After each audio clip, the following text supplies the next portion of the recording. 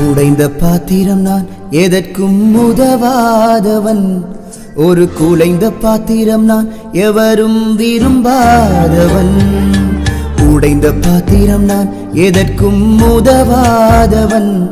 ஒரு குலைந்த பாத்திரம் நான் எவரும் விரும்பாதவன்.